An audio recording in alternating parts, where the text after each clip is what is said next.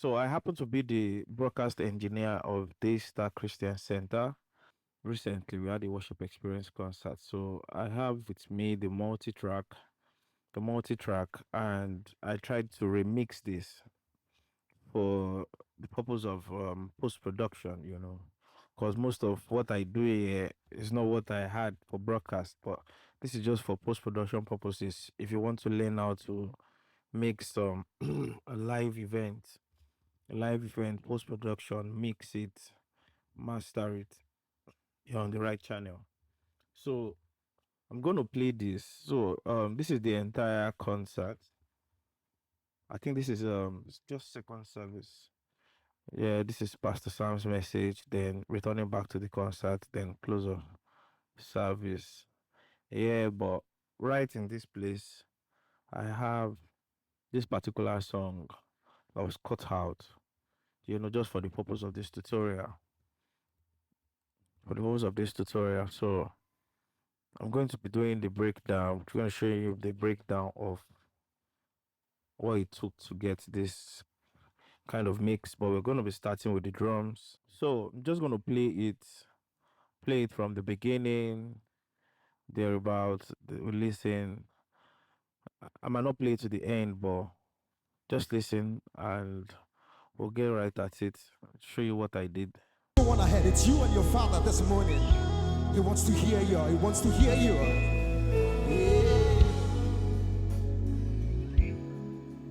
Yes, the world will bow down and say you are God. Every man will bow down and say you are King. So let's stand right now. Why would we wait? King of glory, fill this place. We just wanna be with you. We just wanna be with you. King of glory, fill this place. We just wanna be with you. Just wanna be with you. Just wanna be with you. Yes, the world, Yes, the world. the whole of Daystar will bow. Come on, lift your voices in this place if you can. We'll bow down.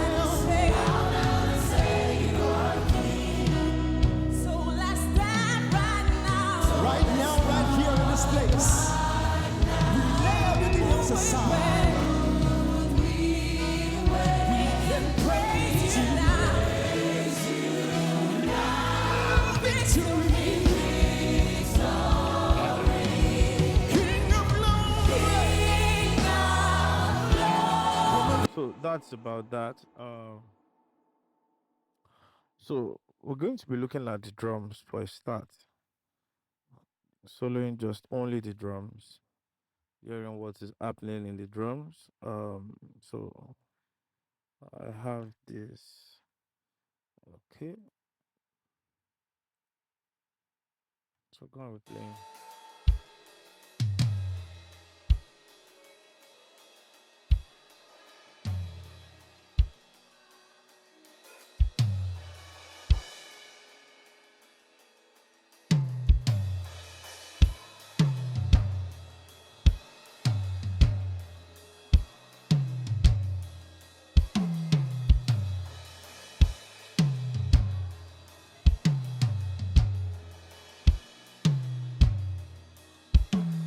So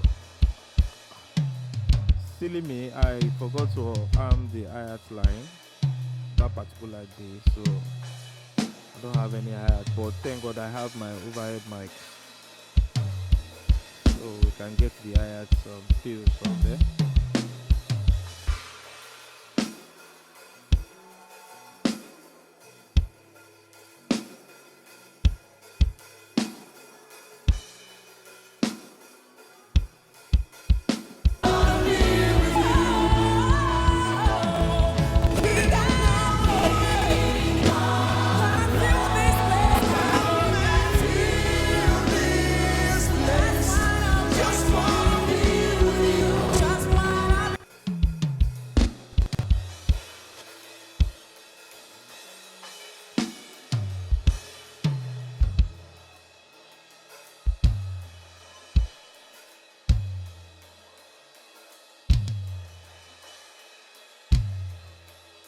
So that's the drums, and just letting you know, okay, all the things that I put together to get the drums. Um, so we have the kick in, the kick out, snare top, snare bottom. Um, we have the tom bosses. That's the tom boss. Then the toms. I always like to boss the toms. Then the overhead mics. Then the room mics. So yeah, the drums. So I'm gonna be explaining something. So I have the toms here, kind of replaced it, but they don't sound really far from the exact toms. So I'm gonna be putting off all the triggers because I have Steven Slate triggers on the three of them. I'm gonna be putting them all off so that you can hear what they sound like.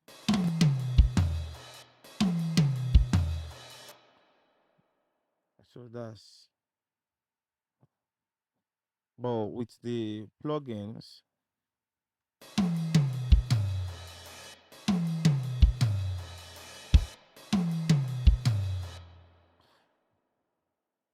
So with the plugins, so just wanted more resonance on the toms, and making it a big a little bit bigger. So just preferred using those samples. Those samples, yeah. So that was how I got to replace the drums. But before I did that, I had some struggles with bleeds from other drum sets. So when I want to talk about the toms, I'm going to talk about the toms. So let's start from the kick. So I have the kick in mic. I have the kick out mic, and yeah. So this is what it sounds like. So I'm going to be soloing just the kick in mic without this annoying you. So I'm just going to clean it off. So this is what it sounds like.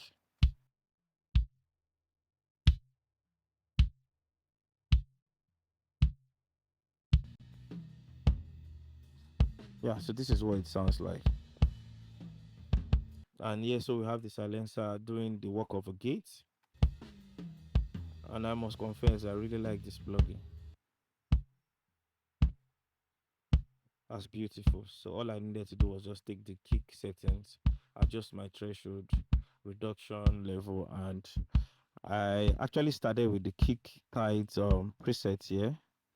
Then just tried to work my way around it because of the levels of the thresholds and all. So then my EQ. So there were lots I needed to take out from this kick. So that's why you're seeing lots of dips around um 297. You have dips are playing around 832 circles.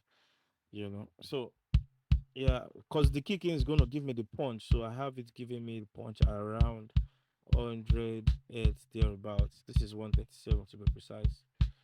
Then with the attack at about 3.73 kilohertz. Yeah, so that's just for the kick in. Then for the kick out, so putting off this plugin, this is what it sounded like. So with the same silencer plugin, the same preset, just making a few adjustments to the thresholds. So this is what I got the result. Then the EQ. So this time around, I wanted the okay. So yeah, so I wanted it to be big. So I gave it a boost around 72 hertz, about 12 dB thereabout, and I took away a lot of the body, the punch, because I already have that in the kick in, so that when I blend both of them together, we can get a good. So I still needed more bite. So one thing about mixing is, yeah, you're doing some EQ curves, cutting some things, bringing some things up at the beginning of your mix, but always have in mind that that's not that's not the finished product, because a lot of adjustments were made on this EQ even while the song was being done, especially when we were at the vocals and all that. Having to come back to the kick to make some other adjustments to the EQ, having to go back to bass guitar, having to go back to certain instruments, just to make some other adjustments. So most of the time, it's always better to at least start somewhere. But when the entire music is coming together as one, you still need to go back, be flexible enough to go back to make some readjustments. Because initially, I didn't push this up to about 12 dB. This is really, really big. But because of the context of the song, it needed to come that much up later on. So here we have this for those who would like to copy these same settings, or maybe you have a similar project or song like this. So this is what it takes, or this is what it took me to achieve that kind of a sound. So yeah, so that's for the kick in. So bringing it in with the kick, that's for the kick out. Bringing it in with the kick in now. This is what we get.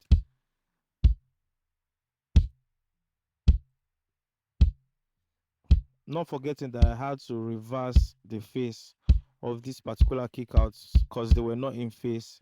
So if I do this, you can hear the sound, right? But it comes up more. One of the ways to know if the the kick drum is not in phase, that's the kick input, that's the kick in and kick out, is just try and listen to it. Flip your phase button on and off, and kind of listen for which one sounds better. But one thing you should always go for is, if you look at the lower pitch of the kick, if it's going to be out of phase, it's going to cancel out. But if it's going to be fuller, then it's summing up. So better just leave the phase button at where it sounds fuller and better. So that's just a way to listen if something is in phase or out of phase, especially when you have multiple mics on a particular source. And that's easy to do when you have it on maybe drums, because doing such for vocals, yes, you might get that difference, but it's not going to be as obvious as a percussive instrument or a drum set or a drum kit. So yeah, that's combination of them. So I decided to bust this. So I had some automations on this particular song. At the beginning aspect or part, it was just way too loud when the song was starting. So I just needed to, drop this the kick around this period, because it was just the kick, no other instrument or no other drum set was being played, just the kick drums. So I needed to bring it down. So for the kick boss, I have the compressor. So this is so compressor is compressing with a medium attack of about 10 milliseconds, just to allow some transients through, then helping me to compress the rest of the body uh, by 95.5 milliseconds. So that's how much the compressor acts on the kick. That's the body of the kick before it releases back to zero. So yeah, which gave me a little bit of punch.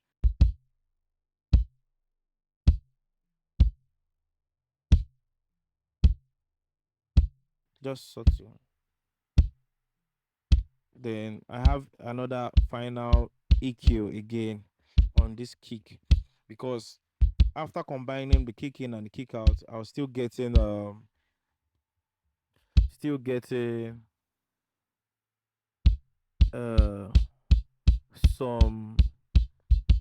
some way loud punch. Like this is, you can see that you're getting some more punch in it. So I needed to tame the punch so that we can get a whole lot of the body, the bigness of the kick. That's the sub part of the kick, making it bigger. So, and I also needed, so this decision also was made later on in the mix, having to increase the attack also. Some will call it bite, of the kick, so that the kick is more pronounced also, and also more pronounced in smaller speakers like your phone speakers and the likes. So yeah, that's all about the kick.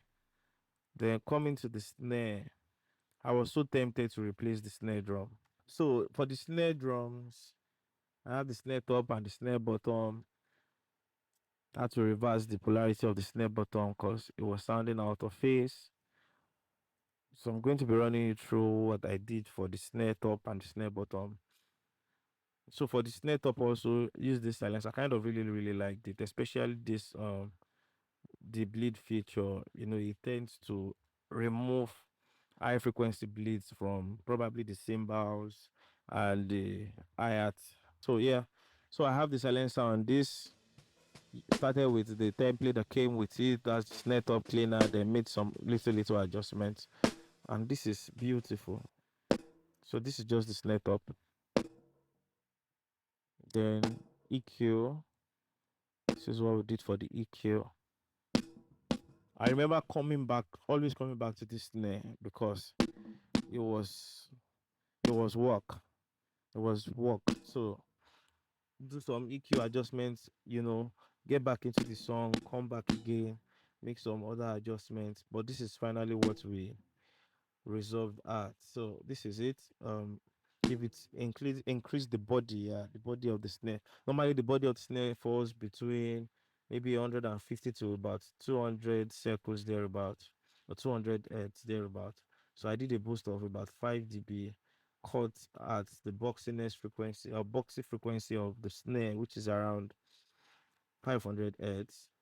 Then give it some brightness, some air on brightness around the upper mids and the high frequency area. So I'm gonna be playing this. Let me move this to this region. So yeah, the snare well. So that's the snare top, and I have the snare bottom here also. So combination with the so normally when you're going to be checking for phase correlation, this is what you ought to do.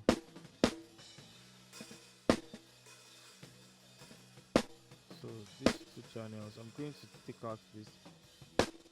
You can see how lighter it sounds. So it's out of phase. But with the face being on for the bottom, it's a bit fuller now.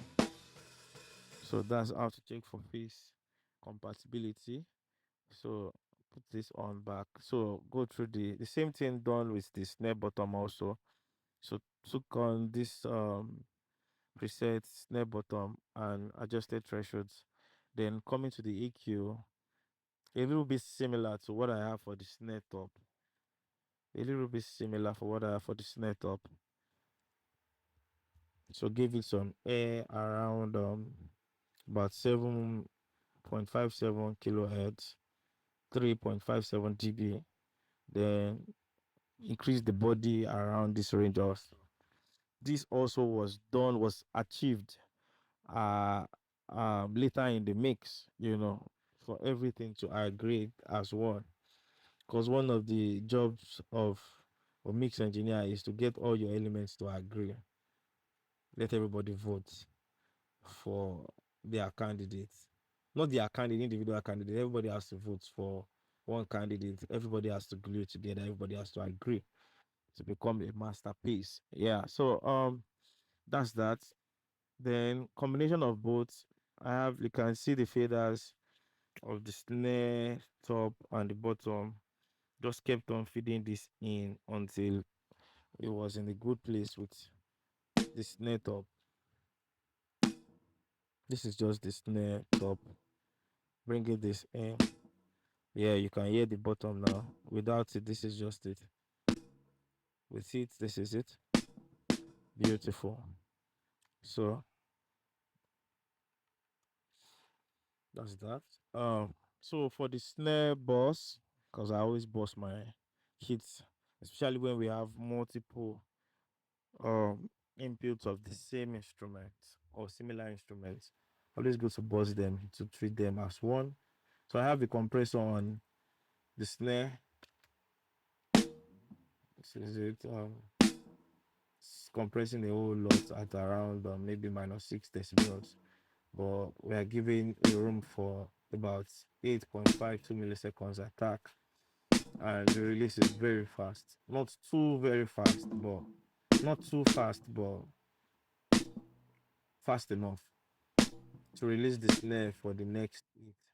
Because one thing about having a long release time is, in case you have multiple snare hits, now the compressor is meant to return back to zero, back to its original state for the next snare hit. So let's assume we have a roll on the snare or fast maybe ghost notes coming immediately after each other, each hit or each note.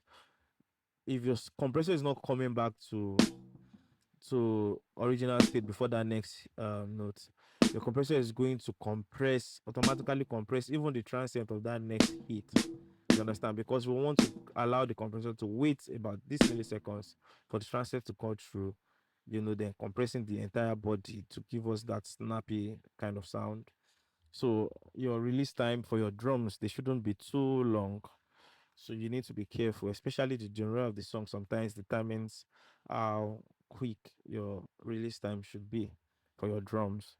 So that's that for the compressor. Then for the EQ, this is it. Um yeah, for the entire snare, this is what gave it that sound. Yeah, you can see it now. Without it, just needed to clean off some low ends here. Then later again, bring up some body around this and attack, then take out a little bit of muddiness again. All this were decided later in the mix, not in the beginning. Because already I had it sounding good. So one thing about mixing all these things in solo is you make them sound good alone, but that's not all.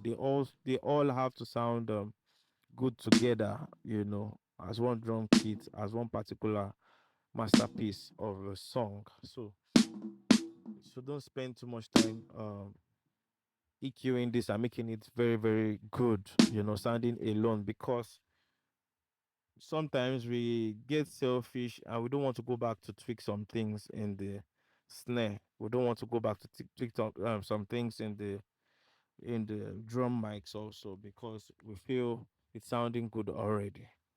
So what I'm trying to say in essence is, don't get emotionally attached to these sounds, because you can become selfish and not want to go back to make some adjustments. So for the hi-hat, I already mentioned I failed to record or mistakenly didn't arm the channel, but I have some from the overheads. For the thumb mics, like I said earlier, I replaced them.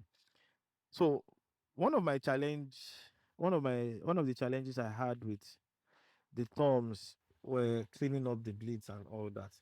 Normally, what I normally do for a particular project or for any project is I strip silence for the Studio One. I think there are strip silence features for Pro Tools and for Logic Pro and for other DAWs also. For Studio One, this is the strip silence area. So I normally strip silence my thumbs, thumb one, thumb two, thumb three. You understand? But I was trying to give this. So this is my gate. I was trying to give this silencer plugin a chance.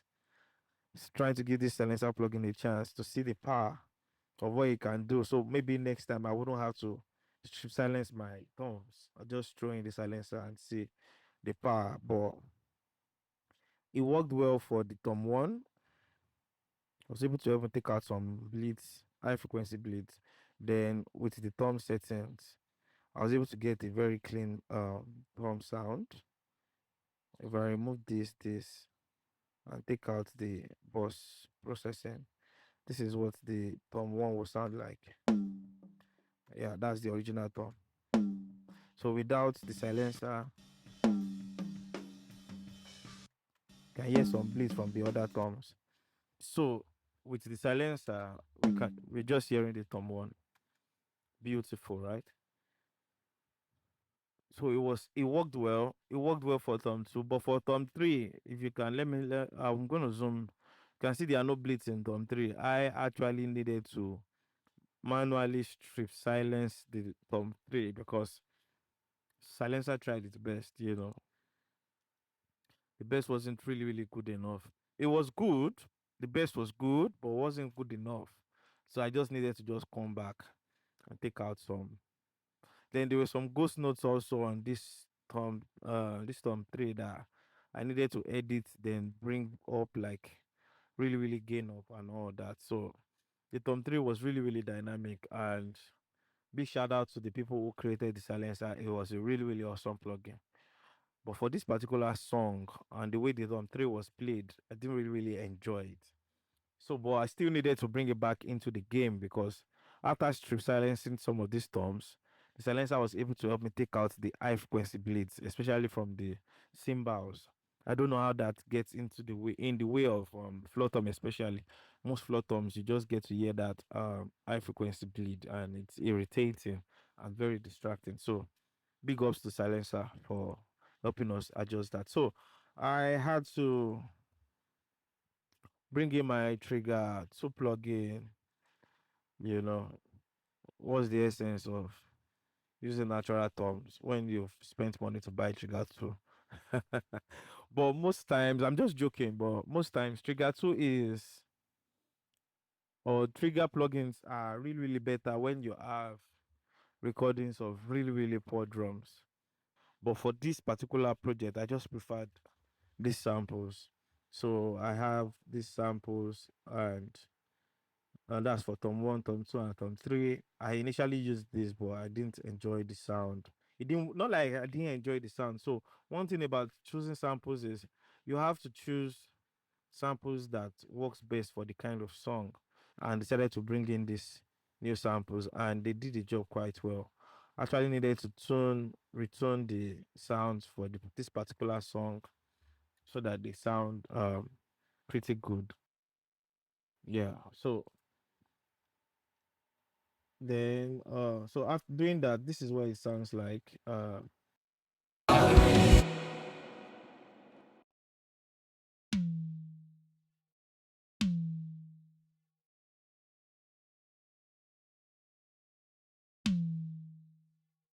So that's it with the sample. Without it, or okay, let me do this. Let me just do a mix. So that's the original tone, and this is the sampled tone. Right, right, right. So I just I was like, oh, let me just throw in the trigger and just move on past that. After the trigger 2, you would think, yeah, everything is sounding beautiful and nice, because I also had to work on the sustain. That's the sound envelope dynamics. Work on the sustain, reduce the release time and all that, because normally this extends to about 20 seconds, 1.2 seconds thereabout. So um so we have the EQ afterwards. So you would think, oh, the sample sounds all right, why still EQ? The song needed it. Let the song tell you what it needs. Let the song tell you what it needs. Don't decide. Initially I didn't put EQ, I just left it there. It was good, it was sounding good. But later on, the song whispered and told me I need some more weight on the body of the toms, for which I gladly obliged, and yeah, there it is.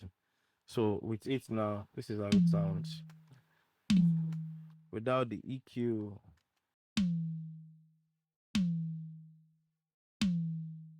So with the EQ,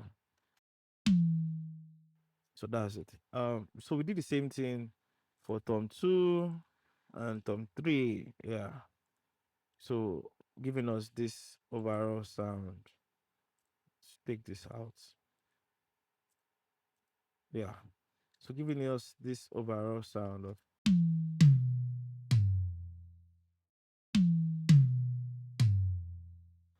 but that was not all. The song was still telling me it needed something more. So we needed the toms to cut through for smaller speakers, also give it some, we call it bite, give it some bit of attack, transient.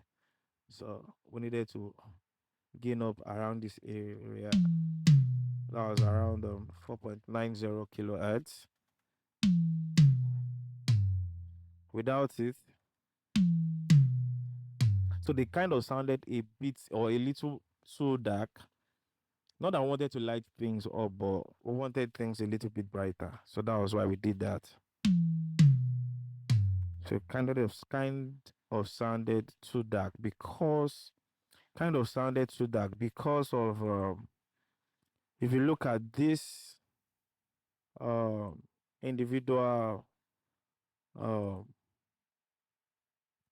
channels, we had already boosted the low ends, so making it sound a little bit more darker. So we needed to give it some brightness. That was why we did this. So this is it now. So it's a bit brighter now. Then a compressor to glue everything together, everything sounding way above themselves. Then with an attack time of 17.0 milliseconds. So if I was going to put compressors on individual toms, I might maybe be going for a faster attack. But this is on the bus, so I don't want the judgment of maybe Tom 1 to affect judgment of Tom 2 and 3. So I just threw it out open. Then because they had longer sustained time or release time, so they had longer release time. So I needed to allow the compressor take a little bit more time on the body. That's the resonant part or the resonating part of the toms, just so that it can tame that also as well for a little bit more longer, but not too long. Then after doing that, I had already controlled the dynamics by that, but I still needed to reshape the sounds. They were resonating way longer than I wanted, so I needed to reduce that. So I used the smart attack to give it more attack and take out of the sustain, like take a little bit out of the sustain. So this is what we have now. This is what we had before. So with this, it's no more dragging like it was before. Instead of dragging this much long, it comes down around this area. So that's for the toms. And so if you haven't gotten the video I posted, some of the things I did in that video, I'm not going to explain it here. If you want to understand how I got it, you need to go and buy that video. Uh, Yeah, you need to go and buy the video. Just click on the link. I'm going to put the link in the caption and in the description of this video for whatever platform you're going to be watching it on, because it's going to be on my YouTube channel, also going to be on my TikTok channel, my Instagram channel, and it's also on the Telegram channel also. So follow the link, takes you to the Telegram channel, then we'll talk from there. So in that particular video, I was able to show us how we're able to get the room mics, but I would not be showing us that. I would not be showing us that because we need to go and watch that video. Just buy it and watch it. So we can't throw room mics into the live concert because it's going to pick a whole lot of other stuff. So there's a way in which we're able to manipulate the overhead mics to sound like room mics. So you need to watch that video to be able to understand that part of it. Yeah, that's that. And for this overhead bus, we have it cutting around 500 hertz. The idea behind this is for us to take out the kick blades, that's the low ends and all that.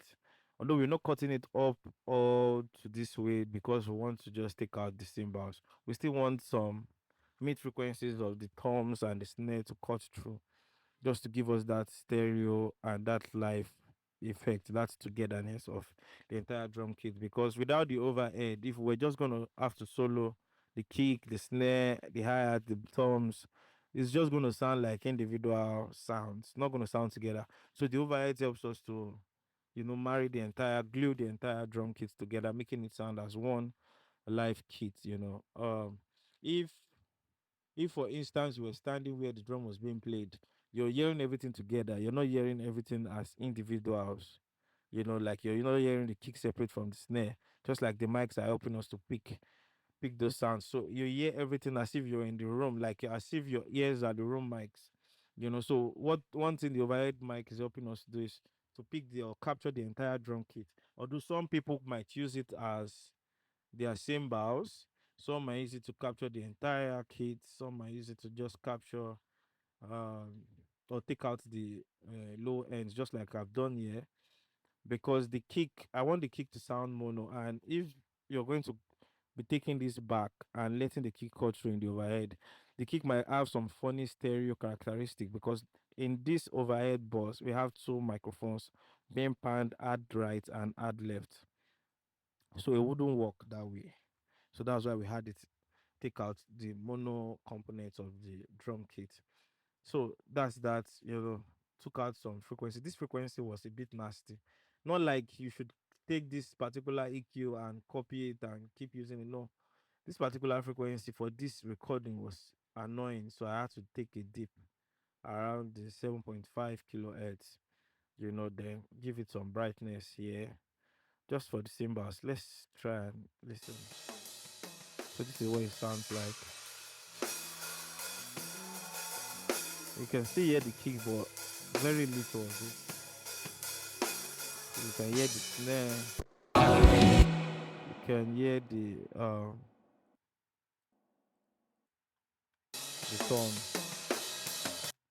toms, yeah. So that's that for the overheads. Then the room mics. Not gonna be showing you what I did to the room mics. Go and get that video. Go and watch that video.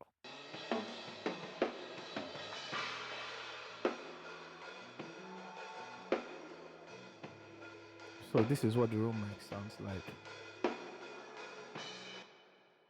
It's kind of different from the overheads.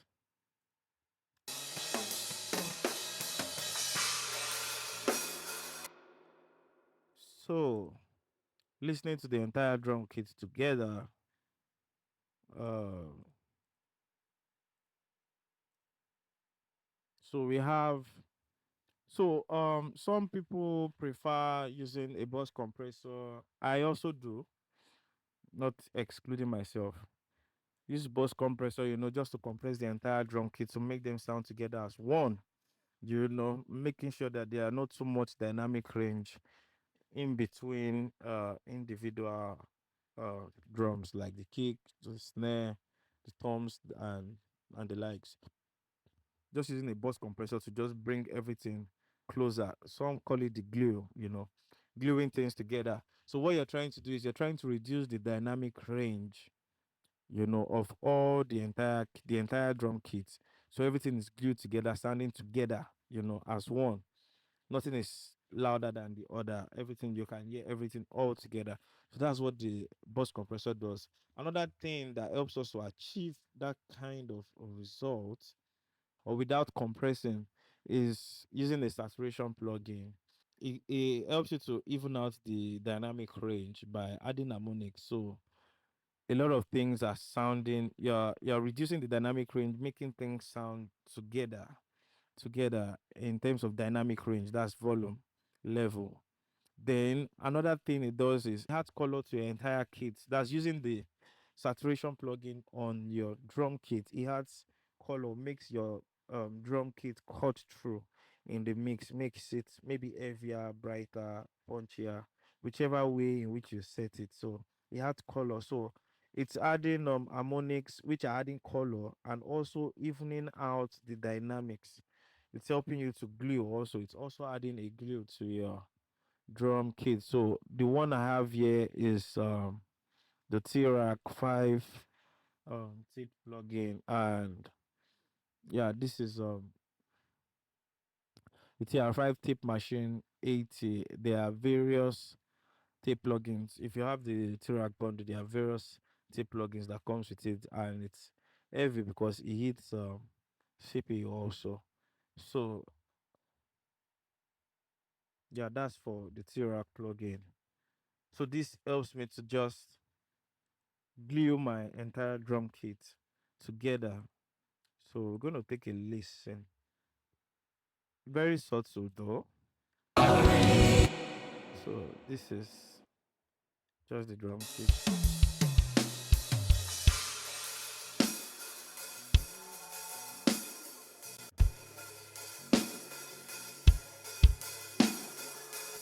Without it, with it,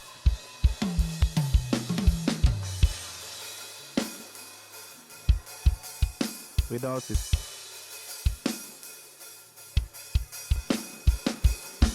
And see how beefy it becomes. Then it's less hard. Without it,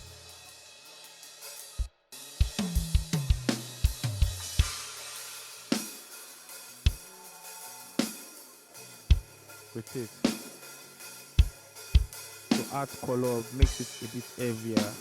Then after that, we have the clipper plugin. This is the little clipper plugin. So what this just does is just helping me to take out some peaks of the drum instrument, because the drum is a very dynamic instrument. That's the drum kit is a very dynamic instrument, and it has loud peaks, and it's going to be an issue when it comes to mastering, because if you're trying to master your mix and make it a bit louder or more louder or very loud, whenever you're bringing in your limiter on your entire master, it's going to be crushing or compressing or over compressing your drums before it even gets to the vocals, making the vocals and other elements of the mix louder. It's going to be killing your drum sounds, your snare sounds, and the likes. So it's always good to have those transients, those peaks trimmed out, and the only way you can do that is a clipper. For some of you that don't believe, that think a clipper does the same thing as a limiter, they don't do the same thing. So the clipper chops off the peaks, while the limiter is like a compressor. It compresses, squashes, brings those peaks down. And when you're bringing things down in that manner, you're also changing the sound. So if you compress too much, the sound changes and it gets a little bit distorted, and you might not like the new sound. So for mastering, you need some of those peaks chopped off, either in the mixing session or even in the mastering session. Before you throw in your limiter, you can first throw in the clipper just to tame off those peaks. So I have the clipper here, so it's doing just that. So it's taking out some some picks in the snare. So it's taking out some picks in the snare and the peak. So I also have the snare sending to the drum reverb. So this is the room reverb. Then I have it spread with the S1 imager just to give it more wider spread for the snare. Although it's subtle in the mix, also have the same thing going for the tom boss. This was later done in the mix. The mix demanded it needed more space for the snare and the toms. The room would have given me all I needed, but there were so many cymbals in it. So we needed more reverb. So we just needed to send the snare and the toms. So it's not something you might want to do every time, but when it's needed, the song or the mix will let you know. So this is the entire. The whole of Daystar will bow. Come on, lift your voices in this place if you can. We'll bow down.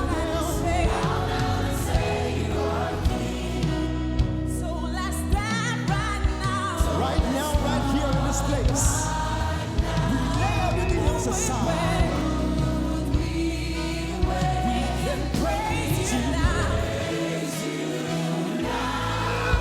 to me. King of glory, come and fill this place. Just wanna be with you. Just wanna be with you. Just wanna be with you. King of glory, come and fill this place. Come and fill this place. Just wanna be with you. So that's that. Just wanna Thank you.